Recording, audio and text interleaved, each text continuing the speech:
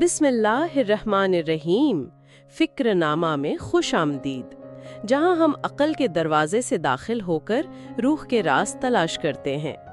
آج ہم فصوص الحکم کے اس باب میں قدم رکھ رہے ہیں جسے شیخ اکبر ابن عربی حکمت الحق کہتے ہیں۔ یہ فص حضرت اسحاق علیہ السلام سے منسوب ہے، جن کے ذریعے اللہ نے ہمیں یہ دکھایا کہ کبھی حقیقت خواب کی صورت میں چھپ جاتی ہے۔ حضرت ابراہیم علیہ السلام نے خواب دیکھا بیٹے کی قربانی کا، مگر اس خواب کی تعویل ایک دمبے میں پوشیدہ تھی۔ ابن عربی فرماتے ہیں، خواب صرف تصویر نہیں ہوتا، وہ معنی کا آئینہ ہوتا ہے۔ جو اسے ظاہر میں پڑھ لے بھٹک جاتا ہے، اور جو اسے باطن سے سمجھے وہ حقیقت کو پا لیتا ہے۔ آئیے اس خواب کے پردے میں چھپی حکمت حق کو محسوس کرتے ہیں۔ تو شیخ اکبر فرماتے ہیں کہ یہ خواب عالم مثال یا عالم خیال میں ظاہر ہوا، یعنی ایک ایسی باطنی دنیا جہاں صورتیں محض صورتیں نہیں ہوتی، بلکہ وہ گہرے معنی اور حقیقتوں کا لباس پہن کر آتی ہیں۔ ایک طرح کا کوڈڈ پیغام تھا جسے سمجھنے کی ضرورت تھی، بالکل، جسے ڈی کوڈ کرنا تھا۔ لیکن یہاں ایک سوال پیدا ہوتا ہے جو اکثر ذہنوں میں کھٹکتا ہے۔ حضرت ابراہیم علیہ السلام اللہ کے خلیل ہیں، ایک نبی ہیں، ان سے ایسی چوک کیسے ہو سکتی ہے؟ جی، کیا یہ ان کے مقام کے خلاف نہیں کہ وہ خواب کے باطنی پیغام کو نہ سمجھ پائیں اور اسے ظاہر پر لے لیا؟ یہ ایک بہت اہم اور نازک سوال ہے۔ شیخ اکبر کے نزدیک یہ کوئی عام انسانی غلطی نہیں تھی، دراصل یہی اس آزمائش کا مرکز تھا۔ اللہ تعالیٰ یہ دیکھنا چاہتا تھا کہ حضرت ابراہیم کا رد عمل کیا ہوتا ہے۔ انہوں نے خواب کو سچ جانا، لیکن خواب کی دنیا کا ایک اصول ہے کہ وہاں ہر چیز تعویل طلب ہوتی ہے۔ حقیقت میں اس خواب کے اندر بیٹے کی صورت میں ایک دمبا چھپا ہوا تھا، وہی ذبح عظیم۔ وہ ذبح عظیم اس خواب کی اصل تعبیر تھی جو اللہ کے علم میں تھی۔ حضرت ابراہیم کا ظاہر پر عمل کرنا ان کی اطاعت کا کمال تھا، مگر اللہ نے انہیں اس عمل کے نتیجے سے بچا کر یہ سکھایا کہ اطاعت کے ساتھ معرفت بھی ضروری ہے۔ تو گویا پہلا بڑا سبق یہ ہے کہ روحانی دنیا میں ہر چیز کی ایک ظاہری صورت ہوتی ہے اور ایک باطنی حقیقت، جی، اور ہمیں ظاہر کو دیکھ کر فوراً نتیجے پر نہیں پہنچنا چاہیے۔ بالکل، اسی لیے قرآن نے اسے بلاؤن مبین یعنی ایک کھلی آزمائش کہا ہے۔ یہ آزمائش صرف حکم ماننے کی نہیں تھی، بلکہ علم اور ادراک کی بھی تھی۔ جی، امتحان یہ تھا کہ کیا دیکھنے والا یہ جانتا ہے کہ عالم خیال کی ہر تصویر اپنے پیچھے ایک پیغام رکھتی ہے۔ صحیح۔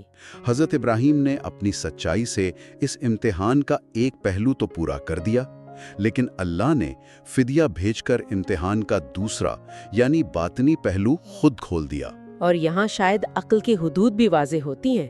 عقل تو یہی کہے گی کہ جو خواب میں دیکھا وہی کرو، درست، لیکن شیخ اکبر اشارہ دے رہے ہیں کہ ایک اور دیکھنے والی آنکھ ہے، دل کی آنکھ، جو صورت کے پار حقیقت کو دیکھتی ہے۔ آپ نے بہت خوبصورت نقطہ اٹھایا۔ عقل منطق اور ظاہر کے اصولوں پر چلتی ہے، وہ سبب اور نتیجے کی زنجیر میں قید رہتی ہے، لیکن دل یا جسے صوفیہ باطن کہتے ہیں، وہ براہ راست حقیقت سے جڑتا ہے۔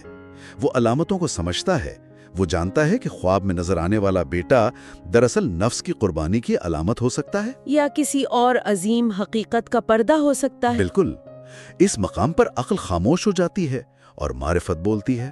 اس بات کو مزید سمجھنے کے لیے شیخ اکبر نے کوئی اور مثال بھی دی ہے کہ ظاہر پر رک جانے سے کیا نقصان ہو سکتا ہے۔ جی، وہ ایک بہت ہی سبق آموز واقعہ نقل کرتے ہیں ایک عظیم محدث تقی ابن مخلد کا۔ جی، انہوں نے خواب میں حضور اکرم صلی اللہ علیہ وسلم کو دیکھا کہ آپ صلی اللہ علیہ وسلم انہیں دودھ کا پیالہ پلا رہے ہیں۔ اچھا۔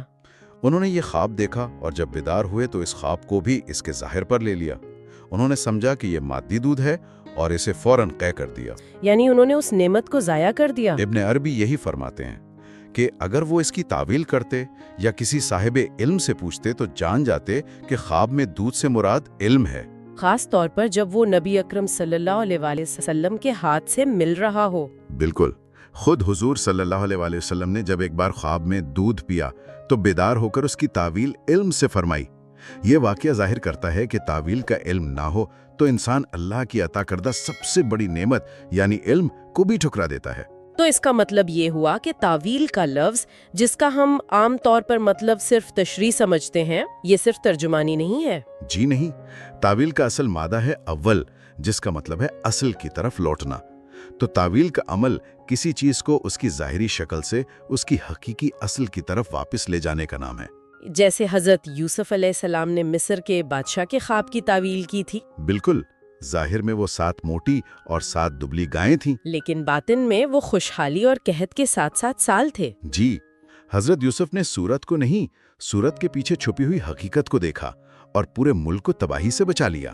یہ بات سمجھ میں آتی ہے کہ حضرت ابراہیم کے واقعے میں اصل قربانی جسمانی تھی ہی نہیں تھی، یہ تو ادراک اور معرفت کا امتحان تھا۔ کیا دیکھنے والا صورت کے پردے کو ہٹا کر حقیقت کو پہچان پاتا ہے یا نہیں؟ یہی اس حکمت کا نچوڑ ہے۔ اصل قربانی بیٹے کی نہیں بلکہ اپنی اس نظر کی تھی جو چیزوں کو صرف ظاہر میں دیکھتی ہے۔ جب وہ نظر قربان ہو جاتی ہے تو پھر ہر چیز میں اس کی اصل حقیقت یعنی حق نظر آنے لگتا ہے۔ یہ جو ظاہر کے پردے میں باطن کو دیکھنے کی بات ہے، کیا یہی وہ نقطہ ہے جسے شیخ اکبر وحدت الوجود کہتے ہیں؟ جی، کہ ہر پردے کے پیچھے چہرہ ایک ہی ہے۔ اب آپ اس حکمت کے قلب میں داخل ہو رہی ہیں۔ شیخ اکبر کے نزدیک وہ دمبا، خواب کی صورت، حضرت ابراہیم کا فہم، یہ سب ایک ہی حقیقت الحق کے مختلف جلوے ہیں۔ ہر شے اسی ایک وجود کا مظہر ہے۔ جی، اسی لیے وہ اپنا مشہور قول فرماتے ہیں، اگر تم کسی چیز کو دیکھ کر کہو یہی حق ہے تو تم نے سچ کہا، اور اگر تم کہو یہ حق کے علاوہ کچھ اور ہے تو تم نے تعویل کی۔ یعنی جو عارف ہے، جو جاننے والا ہے، وہ ہر صورت میں اسی ایک کو دیکھتا ہے۔ بالکل، اس کے لیے دمبا اور بیٹا دونوں ایک ہی حقیقت کے 2 مختلف لباس ہیں۔ صحیح۔ عارف کی نظر میں کثرت وحدت کا حجاب نہیں بنتی، وہ جانتا ہے کہ ہر رنگ میں وہی ایک بے رنگ ذات جلوہ گر ہے۔ اچھا۔ اسی مقام پر عارف کے دل کی وسعت کا ذکر آتا ہے۔ شیخ اکبر رحمت اللہ حضرت بایزید بستامی کا قول نقل کرتے ہیں کہ عارف کے دل کے ایک گوشے میں اگر عرش اور جو کچھ اس میں ہے کروڑوں بار سما جائے تو بھی اسے محسوس نہ ہو۔ یہ کیسے ممکن ہے؟ ہمارا دل تو چھوٹی چھوٹی باتوں سے بھر جاتا ہے اور بے چین ہو جاتا ہے۔ اس کی وجہ یہ ہے کہ ہمارا دل مخلوق کو سمانے کی کوشش کرتا ہے اور مخلوق محدود ہے۔ اس کے برعکس عارف کا دل خالق کو سما لیتا ہے، یعنی حق کو، اور جو حق کو سنبھالے، جو سمندر کو اپنے اندر جذب کر لے، اس کے لیے پھر یہ پوری کائنات ایک لہر سے زیادہ حیثیت نہیں رکھتی۔ یہ بات تو انسان کو ہلا کر رکھ دیتی ہے کہ عارف اپنی ہمت، اپنی روحانی قوت سے چیزیں تخلیق بھی کر سکتا ہے۔ لیکن اگر ایسا ہے تو پھر خالق اور مخلوق میں، رب اور بندے میں کیا فرق رہ گیا؟ یہاں دل سنبھلتا نہیں بلکہ پگھلتا ہے۔ جب ابن عربی اس نازک فرق کو بیان کرتے ہیں، وہ فرماتے ہیں کہ ہاں، عارف اپنی ہمت سے کوئی صورت بنا سکتا ہے، لیکن اس صورت کی بقا عارف کی مسلسل توجہ پر منحصر ہے۔ اگر عارف کی توجہ ایک لمحے کے لیے بھی ہٹ جائے تو وہ صورت فنا ہو جائے گی۔ اچھا۔ اور یہیں شیخ اکبر وہ راز کھول دیتے ہیں جسے وہ فرقان کہتے ہیں۔ وہ فرماتے ہیں بندہ کتنا ہی کامل کیوں نہ ہو جائے، وہ کسی نہ کسی چیز سے غافل ضرور ہوتا ہے۔ صحیح۔ جبکہ حق تعالیٰ کی شان یہ ہے کہ وہ ایک ہی آن میں کائنات کی ہر شے پر پوری طرح متوجہ ہے اور کسی شے سے کسی لمحے غافل نہیں۔ اللہ اکبر۔ یہی وہ نازک اور ابدی فرق ہے جو عبد کو عبد اور رب کو رب رکھتا ہے۔ یعنی ابدیت کی معراج یہی ہے کہ انسان اپنی اس غفلت کو، اپنی اس محتاجی کو پہچان لے۔ جی، جب بندہ اس فرق کو سمجھ لیتا ہے تب وہ اپنی حقیقت کو پا لیتا ہے۔ وہ جان جاتا ہے کہ اس کی طاقت، اس کا علم، اس کی ہر صفت اسی حق کی عطا کردہ ہے اور اسی کی توجہ کی محتاج ہے۔ تو اس تمام گفتگو کو سمیٹتے ہوئے ہم یہ کہہ سکتے ہیں کہ حکمت حق کا خلاصہ یہ ہے کہ حقیقت ہمیشہ اور ہر جگہ موجود ہے۔ بالکل۔ وہ کبھی غائب نہیں ہوتی، بس کبھی وہ خواب کے پردے میں اپنا چہرہ دکھاتی ہے، کبھی آزمائش کی صورت میں ہمیں پکارتی ہے۔ بہت خوبصورتی سے آپ نے اس کا خلاصہ کیا۔